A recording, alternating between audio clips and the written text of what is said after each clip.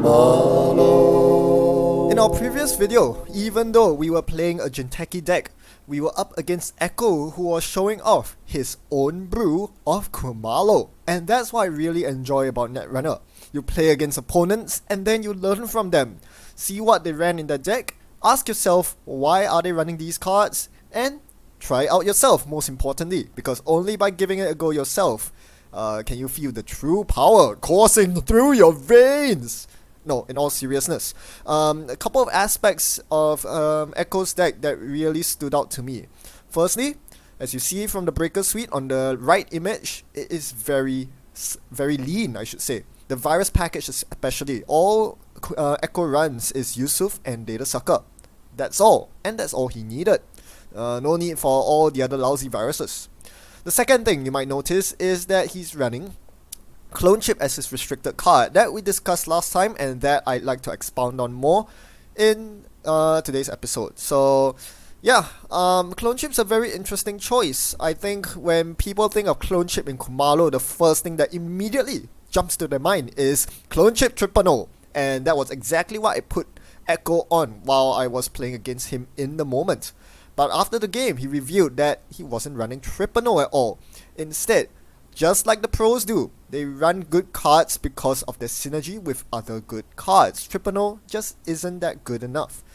Here are some of the reasons I glean for why Echo runs Clone Chip in his Khumalo Tripano-less deck. Firstly, it's good program recursion. We see that it allows you to get David into play multiple times, which is very convenient for breaking high strength ice, and it also threatens the instant speed clot, which is a very valuable tool against fast advanced decks. That is definitely a weakness of Anarch, the inability to stop fast advance.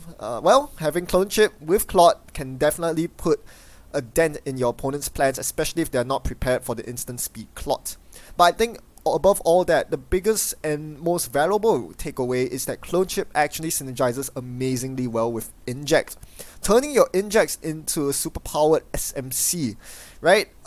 Inject is one of the best burst draw economy cards in Anarch, but the downside really hurts if you're not running the Conspiracy Breaker Suite. As, to jog your memory, Echo is running Mimic and Yusuf, both of which cannot be recovered from the bin, unless you run Clone Chip, of course. So Clone Chip really smooths out your deck by allowing you to plow through your deck at insane speeds while not worrying about the downside of the program trash, because Clone Chip can recover said programs for you.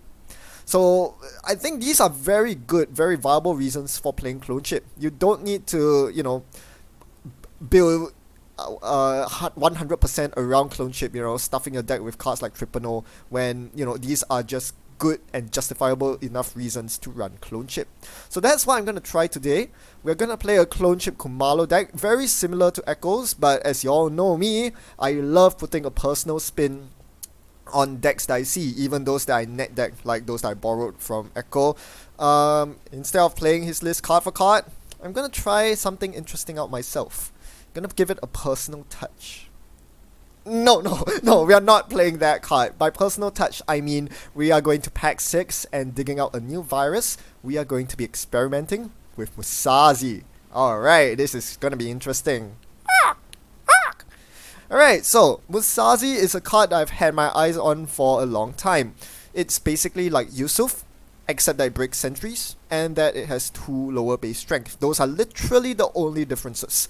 The other stats are all completely the same.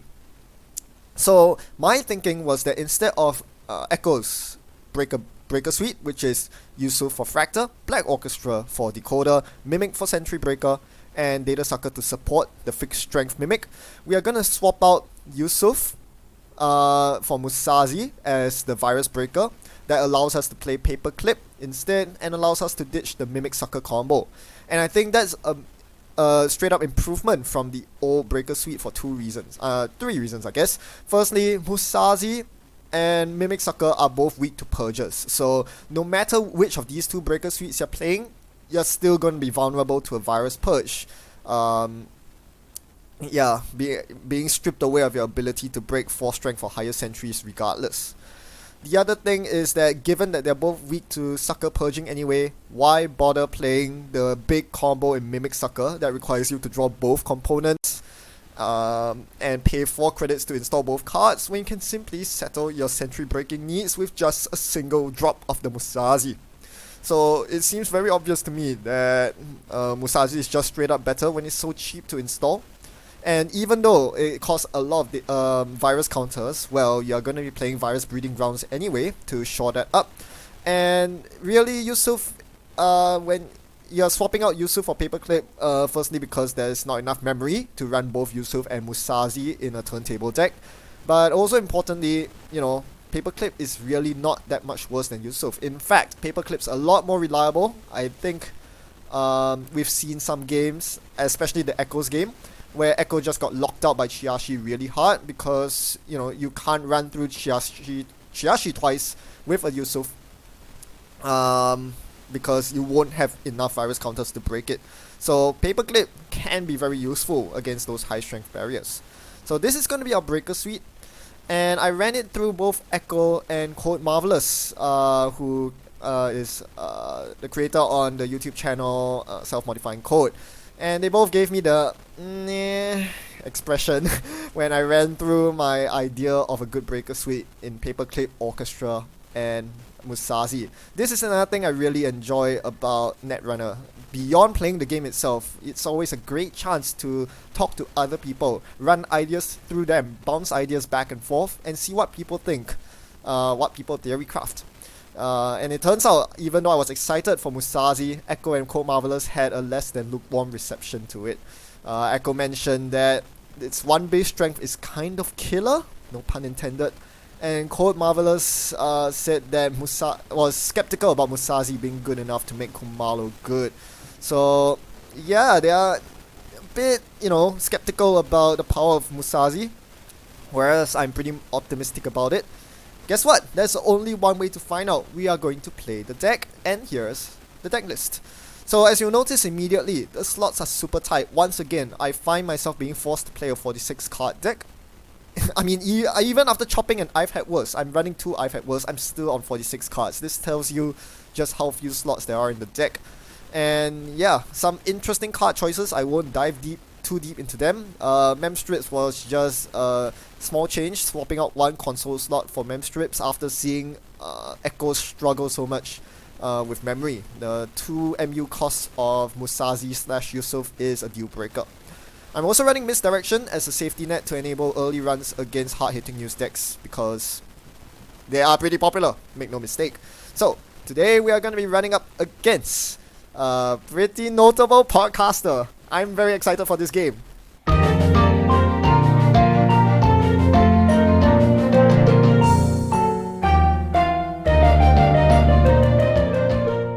Today we are playing up against Jesse Marshall of the Winning Agenda fame. I don't think I've ever played against the Australians before, so I'm very excited here. Also pretty happy that I included Misdirection in my deck. This is definitely going to pay off in this matchup. So I keep my opening hand. It has money, it has Virus Breeding Ground to trash assets, you know, get virus counters, trash all the things. Most importantly, it has self-modifying code, so I can modify myself for my one-off Misdirection in my deck if they somehow have an early hard-hitting news. Now, I don't run on my first turn, risking the Rashida here, mostly because I just want to set up my Virus Breeding Grounds and daily casts. It would be quite a pain if I ran first turn, be forced to trash something, and then be forced to click for credits. That will hinder my setup because I won't be able to play the cast and the Breeding Grounds early. So it's a bit unfortunate. Again, you know, having sure gambles and dirty laundries would be preferable, but that's not the case. So thankfully my opponent only managed to find a pack campaign on the first turn. So we got away pretty scot-free there. And now that we are starting to gain virus counters, we can start running all the things, except that they are not putting down any things, giving me further time to set up. Now I draw into an awkward hand where the best card I can play of my 6 cards is actually Earthrise Hotel. I'm not very happy with the Earthrise play because it puts me on 2 credits, giving a very easy window for my opponent to get a high value target down, be it an AR enhanced security, be it a Rashida Jahim, Anything behind an ice or even out in the open is pretty difficult to contest at this point. Even though I have misdirection on tap, you must keep in mind that it does cost money to bring it out. I need to drop SMC, pay 2 credits to fetch the misdirection, and then another few credits to clear tags. So this is not exactly a turn I can take, lose too much money on. So when I saw the calibration testing here, I was like, if I need to pay 2 credits for this to trash, pay another 2 credits to clear the tag, that's not gonna float. I'm going to be down to 0 credits, and I won't be able to stop the hard-hitting news, which will cripple me as I'm going to lose a lot of resources. So I made the very questionable decision to ignore the Kelly testing. You know, if they fast advance a QPM or a BU, that's completely fine. They're wasting a lot of tempo for a low value target in an agenda. So yeah, just clicking for credits here. I'm hoping they don't score though. I'm hoping they drop a hard-hitting news. I'm playing as though hard-hitting news is gonna come, and I'm trying to force them to pay as much into the trace as possible so that I can surprise them with a surprise misdirection, but instead they go for the score. Indeed, it is the Ares, AR Enhanced Security for short. Yeah, oh dear. I guess trashing things just became a lot harder. Trashing pack campaign here would be amazing, but it's going to give me 2 tags, one from the Ares, one from CTM. That seems pretty bad, so let's take bad publicity instead. We're going to play Mining Accident, and surprisingly they actually take the bad pub instead of losing the 5 credits. We'll see how that works out for them later on. As we get more and more money, we have 2 daily cards ticking and a Dirty Laundry in hand and an Earthrise ticking as well. I feel fairly okay about my board position, but my opponent capitalizes with an ice on the remote. Now that's not something I can really deal with. I don't have any bin breakers in the bin. I do have SMC to fetch a breaker, but as mentioned, I need to save it for misdirection. I can't afford to pop it on the breaker only to get hit by hard-hitting news and with no way to recover. So I'm looking at my hand, I'm thinking about the possible ice. If it's a high-strength code gate like Toll Booth, I have David. If it's a sentry like Turnpike, I have Musaazi with 4 virus counters ready to go on the breeding grounds. I guess that's one upside about not using that many virus counters on Khumalo's ability just yet. The only thing I can't really break here is barriers and possibly Enigma. So both of those are hanging in my mind. I'm like, what are the chances that those ice are exactly those ice? I don't really know. It does seem like it's an agenda in server 3 and that I really should go for it. The biggest problem is I cannot risk server 3 being a Mumbat virtual tour. That's the one thing I was afraid of. Even though I have Khumalo's ability, which trashes it for free, unfortunately with the Ares, my opponent gets a CTM trace and the Ares tag off, and I won't be able to clear that in time after running third click, because I need to install Musaazi and David first before face checking any ice, so that I don't have to deal with all those painful face check ice. Turnpike, Toll Booth, Archangel. Those are the high value targets. So I would run server 3 here, but I would lose the game if I hit Mumbat Virtual Tour, because I won't have enough clicks to clear the tags. They can simply trash my VBG, trash my daily cast, and leave me very, very sad. Also play Close Accounts, which is a card that people play. Okay, so instead I'm going to run HQ, where there's 0 chance of me hitting a BBG. Did I say BBG? I meant MVT, Mumbat Virtual Tour. Yeah. I can decide whether to trash the thing that I access, and if I do trash it, I have 1 click to clear the tag. In this case, it's a closed accounts. Do I trash it for 1 virus counter? The answer is yes, because I'm worried that they will draw a C-Source sooner or later. C-Source into closed accounts is a deadly combo, and I would like to avoid that if possible. So that's definitely going in the bin, even though Ares is out. I'm going to clear the tag. Notice that I don't have to clear 2 tags because CTM's ability doesn't fire on uninstalled cards. Operations in hand, do not fire CTM's trace. So that was fine. Unfortunately, my opponent scores a second Ares. This is looking terrible. Oh dear, oh dear. What do we do here? Yeah, double Ares. That's a nightmare for anyone to deal with. Now we are going to continue building out our board state, and we find double sure gamble, a very welcome sight to see. Unfortunately, we are out of clicks, so we are forced to discard 2 cards here. I really don't want to discard draw cards because I know that draw in this deck is very scarce. But I also don't want to drop most of the other cards in my hand. I need the SMC for the misdirection. I need clone chip to recur David. I obviously don't want to throw away the other money or draw cards. So ultimately, the duplicate David had to go. Maybe I'll use clone chip to recur that David should the need arise. Now my opponent continues jamming in server 3, and I think it's time to go check it, as they empty their HQ, meaning that they have no more combo cards in hand. So I draw into turning wheel, interestingly enough, but I'm gonna hit server 3 here with 2 clicks to spare, very importantly, so that I can clear 2 tags if need be. And I hit a Data Raven, which I immediately bounce away from because that's too many tags to deal with. So I'm just gonna drop a bunch of stuff instead, clone chip and sure gamble. As I pass the turn over to my opponent, who scores another agenda. This is looking bad. Oh, it's a QPM. Never mind. If I went through with the Data Raven run, the QPM would have gone to my opponent anyway. That's one thing this deck cannot deal with, QPMs. We will try to win off the other agendas, but QPM is, it's just a complete no-go for this deck. We hit HQ here, and my opponent reviews an Endless Oiler. We are not going to deal with that nonsense. We are going to bounce over to R&D. With 5 credits, my opponent cannot res another Endless Oiler on me, so I should be able to make this run successfully, barring any barriers. We see a Data Raven on the outside. Alright, we'll take it. We are going to break the Raven using Musaazi. Now, I have been saving up so many virus counters on VBG, so many in fact that Data Raven breaking is basically free. Of course, I have to clear the tag, which is annoying, but by this point, I have a boatload of money from all the money cards I've been slowly playing.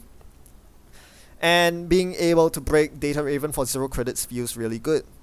So we're going to break it, and yeah, we're going to access 1 card, but more importantly, we're going to get a turning wheel counter out of it, assuming it's not an agenda. But yeah, so this is the kind of central pressure we want to be placing at this juncture of the game. We also at this point are taking 1 tag from the Data Raven, which we can clear. Khumalo's ability will probably not fire here, because no matter what I access, if I trash it, I'm going to take a lot of Ares tags, and we don't have the time to clear that. Oh, it's a QPM! Kitty cat, why you do this? It was a single access, 2 left in the deck, and I had to hit one of them. That's really awful. Now my opponent's 4 points to 0 up, with 2 Ares, 2 of them being Ares. That is terrible. Oh man, feels bad, man. Okay, we are in trouble. That was definitely the last card I wanted to hit there. The only the only saving point was that I did get a turning wheel counter from that run. Okay, now we're going to continue setting up with clone chip SMC, because I don't know what the inner ice is. It could be a IP block, could be any barrier, any code gate. We want to use our SMC to fetch the correct breaker in this situation. So we're going to break Data Raven with Musaazi again. 4 virus counters is actually quite a tax with only 1 virus breeding ground. You notice I'm completely out of virus tokens here. And then I hit a Turnpike. Of course, of all the ice to hit, it's a Turnpike when I have no virus counters remaining. So I had to take the Turnpike tag. Nothing much I can do about that. And I do get a Musaazi counter from successful running, and Project View stolen. Now, do I swap it for the Ares? That's a very difficult question. I chose not to use Turntable here because my prime way of dealing with Ares here is to simply use misdirection.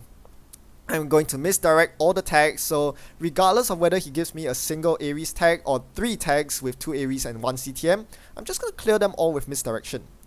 And that's exactly what I do before passing my turn over. We stay tag free and we are able to clear the tags for cheap. Misdirection coming in super handy here. The other thing I wanted to mention is over the course of this game, you will see me miss a few Musaazi successful run triggers here and there, because right now it's not implemented. As you see, it's the blank card on the board, so I have to charge it manually, which means I'll miss some triggers from time to time. I do apologize for that. It does kind of affect the way I play out the game, but it's okay. We'll live with it for now. As my opponent install advances a card behind Data Raven, you've got to figure that that's QPM, the third one. I don't think so. If they're running 3 QPMs, which is possible, what are the chances they draw one, the last one in the entire deck? I don't buy it. I don't buy this bluff. I mean, there are not that many 4-2 agendas that it could be. It could be a build though. So, yeah, I'm just gonna go for it here. I'm gonna break the. I'm actually gonna let the Raven trace. Thankfully, sentries are one of those subtypes where you can be picky. You can choose whether you want to break with breakers, or in this case, just eat the trace, knowing that I have a bad pub, knowing that I have some money to spare. Turns out it's an NGO front, which is fine. I still get my successful run, because that's an extra Musaazi counter. Very important. That was another reason for running. Even though it was a bluff in the end, I still get mileage out of Musaazi, enabling me to break more sentries down the road. Now my opponent installs, takes a bunch of money, and I'm forced with the same dilemma. Do I run the Raven again? I think I do. Gonna run the Raven here. Take the tag. This time I can break it with Musaazi. I've accumulated 4 virus counters. We're gonna break it for free. And yeah, ignore the trace there. I'm breaking it with Musaazi. We resolve the extra token there. So now I'm stuck with a tag, and I'm gonna access. What is it? Is it an agenda? Is it a Rashida? It's calibration testing. Well, at this point, given my opponent is halfway towards victory, I am forced to trash the Cali testing with real credits that makes use of the bad pub that I had. And I clear 4 tags with misdirection, bringing me down to 1 credit. That's not good. If I get hit by a hard-hitting news here, I'm done. I don't have the 4 credits and 2 clicks needed to clear 4 tags from hard-hitting news, but thankfully my opponent says nope. I don't have hard-hitting news. I'm just going to jam another thing in the Raven remote, knowing that I can't contest it this turn because I'm completely out of money. They are able to very safely take this scoring window to pump out their next agenda. I said to pump out their next agenda. There we go. They advance it behind the Raven and install a new card in server 4. What am I to think? Is server 3 an NGO? Is it a QPM? Hard to tell. But I think it's one of those two. So I'm probably going to ignore server 3 here. Instead, I'm going to dirty laundry archives for money. Thankfully, I drew it because that gives me the much needed 5 credits to start clearing tags with misdirection. We see Rashida Jahim in server 4. That is an insta trash. No questions asked. We are using Khumalo's ability, trashing it for free, saving a credit. That doesn't mean much. I have a bad pub anyway. And we're going to misdirect the tags away. 3 tags cleared for 2 clicks and 3 credits. Pretty efficient, but that wipes away the dirty laundry game we had, bringing us back down to 2 credits. And our opponent posturing for a victory here, as they are now able to capitalize on this wide open scoring window once again. If they jam another thing in the Raven remote, I can't run it. So, yep, charging up the Musaazi there with 2 successful runs last turn. Very, very important because we'll be breaking sentries on R&D pretty soon, I imagine, and on the remote as well. There are lots of sentries this game. In most other decks, typically you won't see that many sentries because there are just not that many good sentries in the game right now. Yeah, this is a lot more sentry action than I was expecting. So Musaazi really having to do pull a lot of weight here. But so far it seems to be paying off, right? Imagine if I had to pay real credits to break sentries instead of using free virus tokens. I'll be in a world of hurt. Because I don't have the money to pay it. You see I have 2 credits here. So few in fact that my opponent just freely capitalizes on this with Seesaws into exchange. So they do exchange a QPM for the bill. And now putting themselves up 5 points to 1. Great. Now I'm also stuck with a tag. So this turn is probably clear tag and spend the rest of the turn taking money. And you start to realize here that I'm struggling very hard even though I'm running misdirection, which is supposed to hard counter all these tag shenanigans. Turns out I still don't have enough proper money to keep up with misdirection. Misdirection's expensive. And, you know, every time I click for credits, they all get wasted immediately as I'm forced to clear tags every turn. It's very painful. I have no drip economy going. It's a bit sad to see, really. As I'm stuck with 2 credits on my turn again, I'm wondering what the best course of action here is. My opponent's on 6 agenda points. They can easily win with a 15 minutes. So I decide the only thing I can do here is to go for the Hail Mary on R&D. Since they are not threatening any agendas in the remote, I'm going to run HQ 4 times, bounce out to get 4 turning wheel counters. If they ever threaten a hard hitting news on me, I'm just going to go full tag me, run R&D, plow through the deck and hope to win off lots of agendas of R&D. Don't forget, I've turntable, so I can do a swap with the Bill in their score area. I can also not worry about QPM anymore. As you see, all 3 kitty cats are in the score area, so tags are not a concern anymore. The real question is any of those 2 new cards an agenda? Or calibration testing? Both of which need to be diffused. I need to think carefully about which server to run. I don't have that much time. I'm going to run the more taxing server in Data Raven, taking the tag, and because I took a downturn last turn, I was able to accumulate virus counters, get the Musaazi breaking the Raven, and we see a pack campaign. That's a blank card. Right, I could run the other remote as well, but if I trash that card, if it's a calibration testing, I won't have money to clear tags, so I can't run it. Yeah, Data Raven being really taxing here. I'm basically forced to clear the tag and take credits, hoping that I get another turn to charge up my turning wheel and run R&D, but no! Echo Chamber comes out of left field, giving my opponent the 7th winning agenda point. So that was a landslide loss, shall we say. I stood no chance against my opponent at all, losing 1 to 7 agenda points. But still, I mean, I would like to say that the 2 early Arieses were detrimental to my game, but that's just deflecting the blame, especially considering that I was running misdirection after all. I think I cannot excuse myself for all the bad plays that I made this game. Most importantly of all, that I had too many dead installs. Against a tempo deck like CTM, you really just cannot afford to drop cards on the table that are completely useless. Yeah, you see on the screen there, that's my rig, my entire rig at the end of the game. Can you pinpoint, identify those cards which I never used at all during the entire game? Yeah, it's nearly half my rig. First off, the David. I dropped it on the table as an insurance against the likes of Tollbooth and Archangel. But in hindsight, being 2020 of course, my opponent never played either of those ice, there was no need for the David.